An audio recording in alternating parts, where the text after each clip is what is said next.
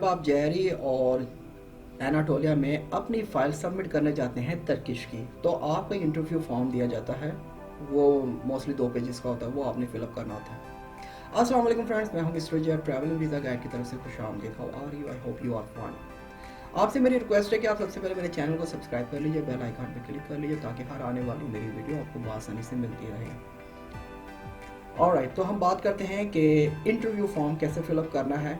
Alright, सबसे पहले मैं आपको इसकी ब्रीफली बता देता हूँ कि अगर ये फॉर्म आप बाय हैंड फिलअप नहीं करते या कोई मजबूरी होती है, कोई रीज़न होती है उस लिहाज से, तो जो जेरी वाले होते हैं वो लिख के भेज देते हैं कि इन्होंने ये इंटरव्यू फॉर्म नहीं फिल किया, तो उस रीज़न पे आपकी वीज़ा एप्लीकेशन रिफ्यूज़ हो सकती है। तो इसका कुछ ख्याल कीजिएगा और फिलअप करने का तरीका मैं आपको बता देता हूँ कि कैसे करना है हाथ बाय हैंड। ऑलराइट, मोस्टली यही क्वेश्चंस होते हैं जो मैंने आपके सामने लिखे हैं। ये टोटल होते हैं 2 पेजेस के ऊपर 20 क्वेश्चंस। ये आपने इसके जवाब देने होते हैं बाय हैंड राइटिंग से। उसके साथ आपको ट्रैवल हिस्ट्री फॉर्म भी दिया जाता है, वो भी मैं आपको दिखा दूंगा, और चेकलिस्ट दी जाती है, वो आपने टिक मार्क करनी होती है और सिग्नेचर करके देना होता है।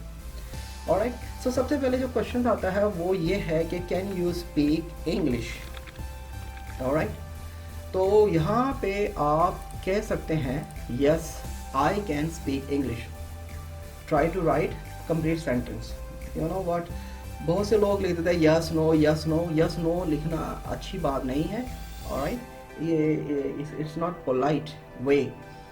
ऑलराइट, तो मेरा कहने का मतलब है कि वो पूछ रहा है can you speak English, you have to say, आपको कहना है yes I can speak English. मतलब कि इस तरह राइट डाउन कर दीजिए, मैं आपको बेसिकली लिख देता हूँ can, yes I can speak English. Okay, what is present occupation along with details. तो यहाँ पे आपने अपनी प्रेजेंट ऑक्यूपेशन के बारे में बताना, मतलब कि आप जॉब करते हो या बिजनेस करते हो, उसकी कंप्लीट डिटेल्स देनी है। ऑलराइट, नेक्स्ट आते हैं what studies have you completed. आपने जो भी पढ़ा है, मतलब कि पास्ट में I have done bachelor of commerce what ever, BCom, BA, alright, in arts, master, alright, business administrator, alright, in IT, whatever program you have done, you have to write down here. और currently अगर आप कोई अगर आप study कर रहे हैं तो वो भी आप लिख सकते हो। alright, तो नेक्स्ट आते हैं आर यू मैरिड। तो यहाँ पे आप लिख सकते हैं यस आई एम मैरिड और no I am not married, I am single. Alright, और आप सिंगल लिख सकते हैं।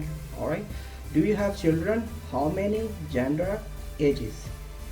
तो डू यू हैव चिल्ड्रन, आप यहाँ पे लिखते हैं yes I have children. How many मतलब कितने हैं, 1 2 1, ओनली 1 चाइल्ड, 2 चाइल्ड, 3 चाइल्ड, ये आप लिख सकते हैं।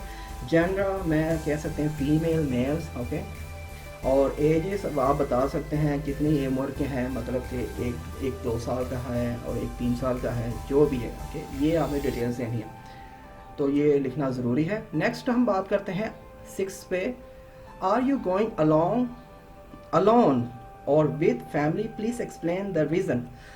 कि आप अकेले जा रहे हो या अपनी फैमिली के साथ जा रहे हो, एक्सप्लेन करें। अगर आप अकेले जा रहे हैं आप बता सकते हैं yes I am going alone.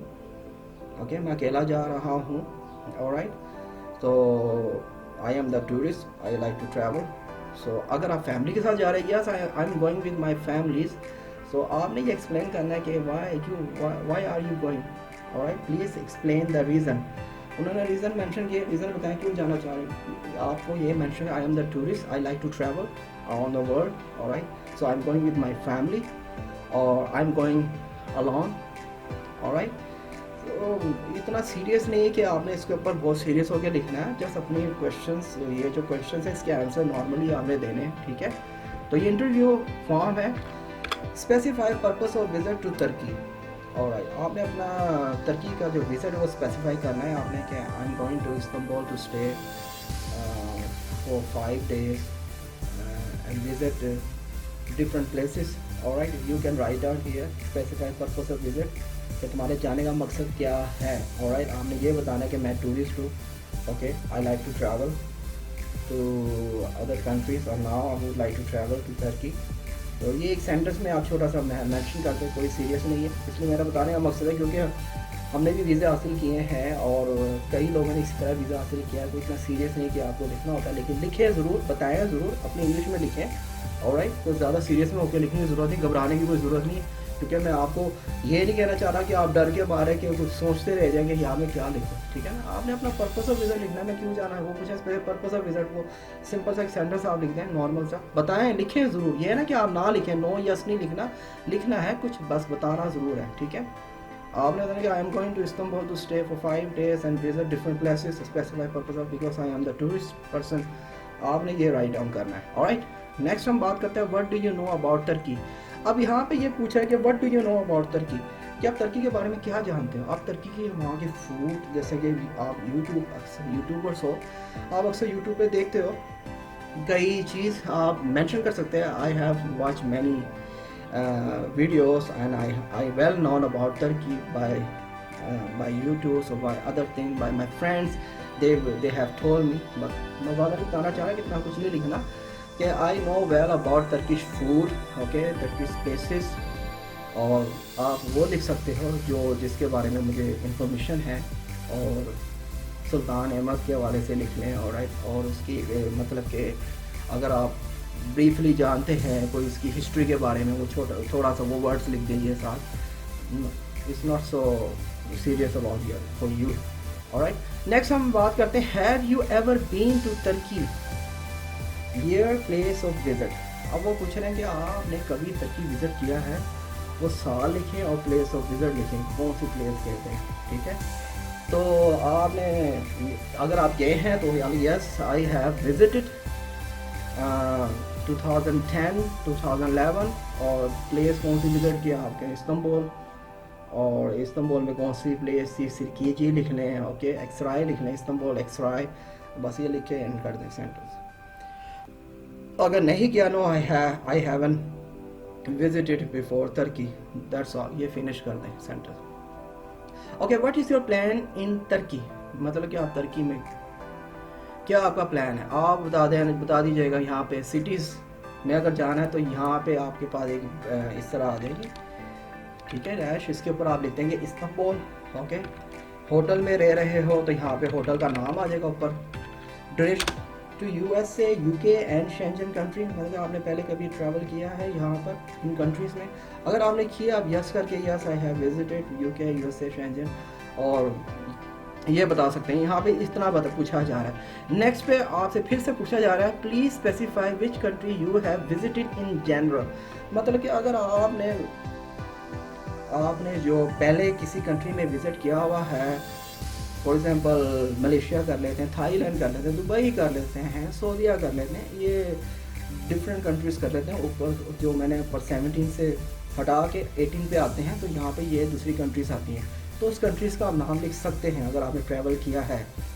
Alright, so number 19 पे आते हैं who will bear the cost of your trip, if you have a sponsor please give a details information about sponsor why they are sponsoring you, मतलब कि the person जो आपको invite कर रहा है, आपको बुला रहा है, आपका सारा खर्चा उठा रहा है, उसके साथ आपका क्या रिश्ता है, क्या रिलेशन है, उसकी सारी डिटेल्स आपने यहाँ पे लिख के बतानी है कि ये पर्सन मुझे स्पॉन्सर कर रहा है और मेरा सारा खर्चा उठा रहा है। ऑलराइट, सो मेरा फॉर एग्जांपल मतलब कि अगर पाकिस्तान में भी आपको वो मतलब कि जो आपको सपोर्ट कर रहा है, स्पॉन्सर कर रहा है आपके टूर के ट्रिप से रिलेटेड, आप उसकी डिटेल भी दे सकते हो। फॉर एग्जाम्पल कई कुछ बच्चे होते हैं 18 साल के होते हैं, ठीक है, तो उनके वालिद साहब सपोर्ट कर रहे होते हैं, तो मेरा my father bear the cost of the trip.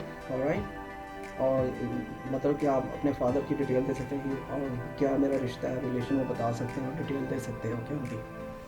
और इस तरह अगर तर्किश में कोई आपको कर रहा है तो आप उनकी भी डिटेल दे सकते हो। तो ये बहुत साइड आप बता सकते हो, ये इट्स नॉट अबाउट कि आप इसको नो करें।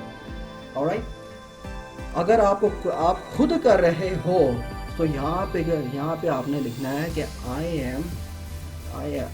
M the person born bear the cost of my trip, ठीक है, I will hold all of my expense.